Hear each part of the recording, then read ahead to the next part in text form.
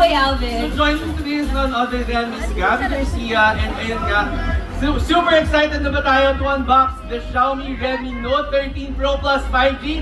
Palakpakan naman po! So Xiaomi or Redmi has always delivered us yung mga pinaka-top na phones talaga with great specs, great performance, great design, and then meron pa silang affordable na pricing. I know, grabe. Na-launch to nung nasa Bangkok kami. Andun din si Bam Bam. Nakita ko si Bam Bam. Actually, kasama ko si Miss Gabbi sa Bangkok. Ay, hindi mo ako nilapidan eh. Talagang nahiya ako lumapit kasi ang ganda nga naman talaga. Hindi naman eh. Ikaw Ano, naman. swear guys, pinagtitinginan talaga siya ng mga tao Hindi sa totoo. Bangkok. So, syempre, hindi na natin papatagalin. Ipakita na natin kung ano ang content sa box ng Xiaomi Redmi Note 13 Pro Plus 5G.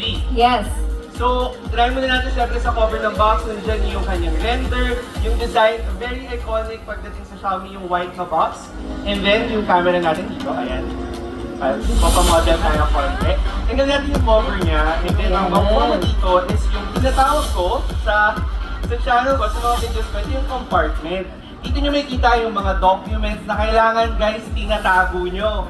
Ikaw ba, Gabbi, nagtatago ka ng mga Nakatago. documents? 11 Lite 5G pa lang nakatago na yung notes ko. Dito Lahat. kasi, ayan, yung meron yung SIM ejector tool or yung tinatawag ni Miss Mary Bautista friend ko na panundot kasi dito mo makukuha yung SIM card tray Yes, mo. guys, do not use your earrings. May provided ang Xiaomi for Hindi it. na kayo mo problema before kasi kailangan mo pa hanapin yung Correct. pangbukas eh. And then yung mga contents niyan, ito. Itabi muna natin. Ayan. Let me, Ayan. And then dito naman, Gabbi, ito yung bago sa Xiaomi, sa Redmi Note 13 series, gumagamit na sila ng opaque na case. Yun na nga, actually I'm using it right now. So eto siya, nagulat ako na yung case. So medyo, di ba, hiniba nila yung Yes, trajectory hindi na siya nila transparent. to set them apart from other brands kasi lagi clear case. Correct. And then ito naman, yung kailangan na tinatago mo, which is yung mga documents na kailangan. Ito, meron kang mga quick start guide, yung product information, at saka yung warranty.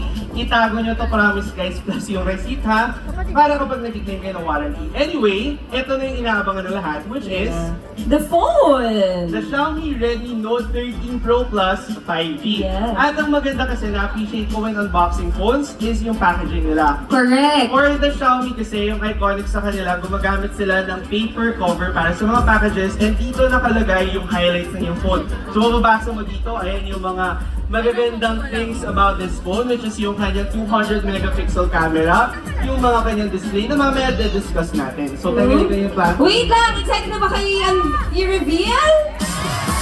Ang hika! Are you guys excited to reveal? Come on! Okay, game!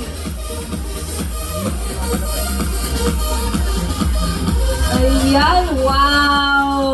Look at that phone! Ang ganda din ng white! Ang ganda! Palagpakan niyo naman yung Redmi Note 13! Bigyan ko yung sticker para, Yes. para mas fully natin ma-appreciate ang kanyang design. So while setting up, Gabbi, can you tell the people, ano masasabi mo sa design ng Xiaomi Redmi Note 13 Pro Plus 5G? It's so classy. By the way, we have two colors. I'm using this color. So, parang siyang Aurora. Parang siyang two shades. Ayan, may camera naman pala. Nagpapakandahirap ako. Ayan. So, ito yung color niya. Ayan, parang siyang two shades. It's Aurora. Ayan. And then this one, we have the white one. So, they're both very, very classy. Sobrang ganda ng design. It fits all your OOTDs. Alam ko sa panahon ngayon, importante ang aesthetic. Yes, kasi And pasok na pasok siya. delivered naman talaga ng Xiaomi kasi yung natutuwa ko with the Redmi Note 13 series, if titingnan niyo yung predecessor,